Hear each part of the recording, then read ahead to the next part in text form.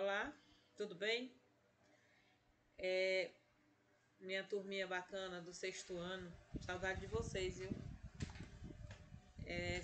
Todas as vezes que a gente vai dar essa aula, ministrar essa aula, né, online, a gente diz que está com saudade, e é verdade, certo? Eu sinto muita falta daquele contato que a gente tinha com vocês, né? Mas vai passar, certo?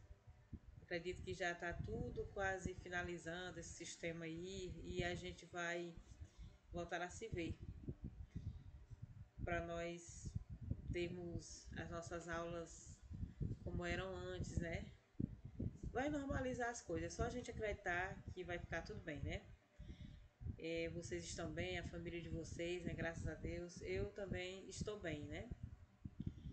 Pois então, nós, nossa aula de hoje, nós vamos falar um pouco sobre um gênero textual muito conhecido por vocês. Primeiro que nós já trabalhamos uma parte desse conteúdo, que foi a tirinha, na nossa aula de produção de texto, né, na passada. Não foi uma aula reproduzida aqui, né, online, mas vocês tiveram contato com o livro de vocês, as instruções que tinham lá e outra coisa, toda criança, e por que não dizer os jovens, os adultos, têm contato com as tirinhas, né? Que essas tirinhas é que dão origem também às HQs. Então, a partir dessa aula, a gente vai ter contato, vai se aprofundar mais com esse gênero. As HQs, elas pertencem ao gênero narrativo. E além do objetivo de entreter a gente, entreter vocês, né? E principalmente elas têm um conteúdo muito bom para ser explorado. A questão da linguagem, a gente vê que a linguagem que é executada lá nos quadrinhos, elas são de fácil apreensão, fácil compreensão. A gente entende o que está escrito ali. Inclusive, quando no livro de vocês vem uma história em quadrinhos, a gente percebe que vocês se saem melhor, porque é uma leitura boa, leitura gostosa de se fazer. Diferente daqueles textos grandes, né, com mais de 5 6 7 até 10 parágrafos, né? Então, a HQ, ela tem esse objetivo, né, de entreter e também de facilitar a compreensão dessa leitura. O formato dela também faz com que chame a atenção da gente para que a gente leia. Além desse formato, tem a questão dos personagens, né? Que assim como que eu lembro quando eu era criança, eu gostava muito de ler revista em quadrinho. Meu irmão colecionava revista, ele tinha uma mala assim cheia de HQ, e aí, de revista de quadrinhos, mas eu lembro que eu tinha um herói que eu apreciava muito, que o nome dele era Fantasma. Esse herói, ele atuava mais nas florestas e à noite. Ele não aparecia durante o dia. Ele atuava só à noite. E eu não sei se ele ainda existe nas histórias, né? Eu nunca mais ouvi falar assim. Porque depois foram surgindo outros personagens. É, inclusive, nas leituras antigas, né, de HQ, a gente tem conhecimento que houveram personagens que eles são bem antigos, né? Que eles surgiram, os que foram criados primeiro. Porque o que a gente sabe da origem das HQs, né, é que elas tiveram um objetivo muito importante quando elas foram criadas, né? Que a gente vai ver isso aí daqui a pouco. Mas voltando aqui para a questão dos heróis, né? A primeira revista que a gente teve conhecimento foi do Mandrake. Mandrake. Até um certo tempo a gente ainda ouvia falar, né, desses heróis.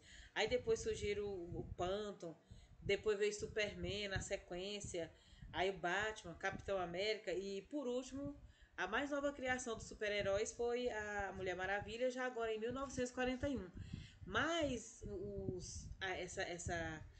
essa questão dos personagens das histórias em quadrinhos, né, elas são bem antigas, são bem remotas, certo? E assim, é bom que a gente leia, porque as HQs elas servem até para abrir assim, a memória da gente, né? Eu lembro também que todas as vezes antes de eu estudar, que a minha mãe exigia que as tarefas fossem feitas, né?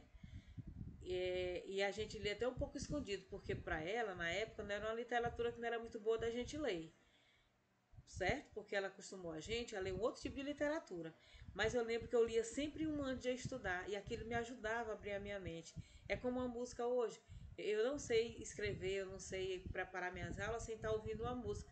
E naquela época era lendo uma HQ.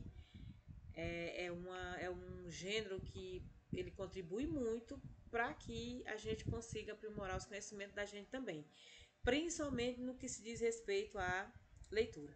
Aí no livro de vocês tem na página 27 a página 29, vocês têm uma história em quadrinhos muito interessante, que ela mistura personagens do nosso folclore, né? Do nosso conhecimento em como os Três Porquinhos, a Chapeuzinho Vermelho, aí tem um lobo, só que em papéis diferentes, né? Um pouco, mas é uma história muito legal e que vai para vocês fazerem a interpretação.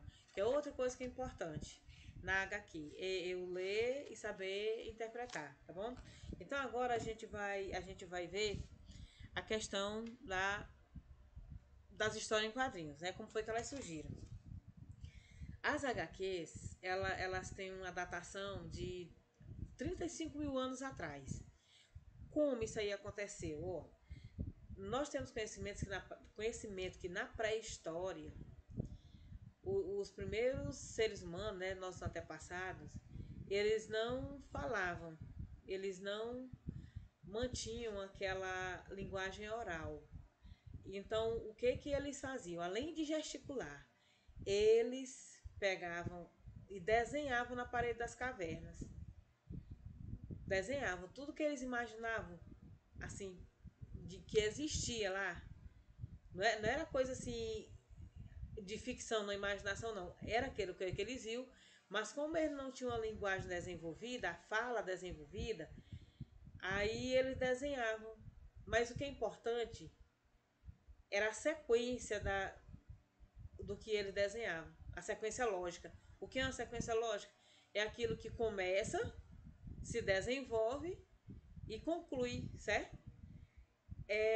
Na viagem que nós fizemos a São Raimundo Nonato no ano passado, eu e um grupo de professores, eu visitei uma caverna que ela tinha o maior número de inscrições de pinturas rupestres.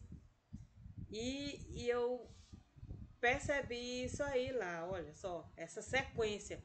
Tinha uma cena lá que eles desenhavam era de uma festa. Aí como é que a gente sabe que era uma festa? Porque eles desenhavam as pessoas reunidas, assim um grupo, feito uma roda. Aí a figura seguinte era alguém assim, duas pessoas dançando. Aí na sequência tinham uma se alimentando e, e outras assim, lá no final, aquele mesmo círculozinho. E isso em parede de cavernas, né? E essas pinturas, elas eram chamadas de pinturas rupestres, que elas se desenvolviam como através de descrições sequenciais de acontecimentos. E os homens utilizavam essa técnica para contar e relatar suas vidas e cotidianos. Se você for procurar pesquisar as pinturas rupestres, você vai ver essa sequência aí. Era comum eles a gente tem conhecimento da vida do homem pré-histórico pelas pinturas rupestres, certo? Seguido, isso aí já é no final do século XIX, né? A forma do homem pré-histórico passar para a gente o que ele sabia era através das pinturas. Aí, no final do século XIX, houve a invenção da prensa a vapor. O que era essa prensa a vapor?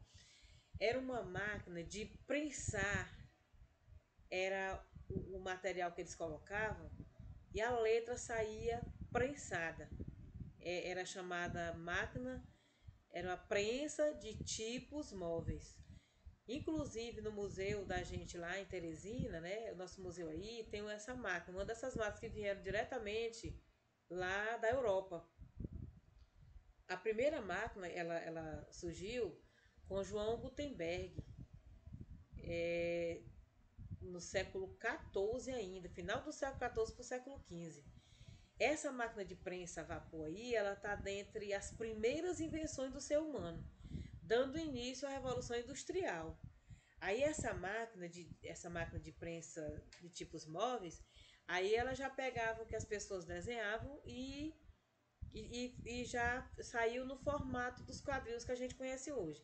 Aí você pode perguntar assim, e como era como é que a gente sabia da existência da história de quadrinho antes da invenção da prensa a vapor? Era, eram folhetins que eles faziam, desenhavam, e eles colocavam em alguns cordões e nos mercados livres, ou então eles contavam mesmo ao vivo, mas o desenho existia. Era chamado de xilogravura. E também tinha outra técnica que era chamada de litografia, o nome dessa técnica, litografia. É, eles pegavam assim, uma espécie, tipo um papel manteiga, e tinha uma espécie de ácido lá que eles colocavam numa placa, numa pedra, prensavam e o desenho saía. As primeiras revistinhas, as primeiras HQs foram feitas com com essa litografia aí, tá? Pesquise melhor depois, quando você tiver um tempinho, sobre a questão da litografia. Aí, no final do século XIX, foi que surgiram as primeiras HQs no formato que a gente conhece hoje, né? Aquela com os quadrinhos preenchidos, com a linguagem verbal ou não verbal, ou a linguagem mista. Agora, como foi que se deu a população desse gênero, né? Se tornou popular as HQs? Durante o romantismo. O romantismo foi um dos períodos da literatura brasileira onde as pessoas estavam procurando sair de uma crise existencial que estava acontecendo no mundo. Era no mundo todo. Então, eles procuravam ir para os campos pastorear as ovelhas, né, os animais, e nesse momento eles se inspiravam em alguma coisa da natureza. E aí deu origem a essa era romântica, né, o romantismo. Era uma coisa mais voltada para o sentimentalismo. E aí eles pegavam os heróis da época, porque estava havendo, era um período de guerras também, estava acontecendo a, uma das guerras mundiais, e entre esses heróis e vilões, eles foram misturando a realidade e a ficção. E foi mostrado nas tirinhas e nos quadrinhos. Como eu falei, né? Lá o Mandrake, o Batman, eles foram surgindo nessa época aí. Esses personagens bem aí. É, é, é, foram criando. Né? O Superman, por exemplo, era para entreter o povo e, e eles não ficarem tão ligados àquela crise que estava acontecendo, né? E aí eles foram criando. Eles uniram o sentimentalismo com a questão da busca por uma vida melhor, a questão do idealismo, do amor, da paixão. Tudo isso aí foi transformado em histórias que eles contavam e transformaram em tirinhas e quadrinhos. Aí, dessa forma, foi que se popularizou. O que é popularização? Ficou conhecido, porque as pessoas foram tomando gosto em ler, em querer conhecer as coisas, e aí se popularizou, quer dizer, o restante do mundo ficou conhecendo esse gênero. Já no século XX, o que foi que aconteceu? Em 1929, o mundo atravessou uma crise igual a que a gente está passando agora. Ó, 2020, a gente está passando uma crise social, financeira, política.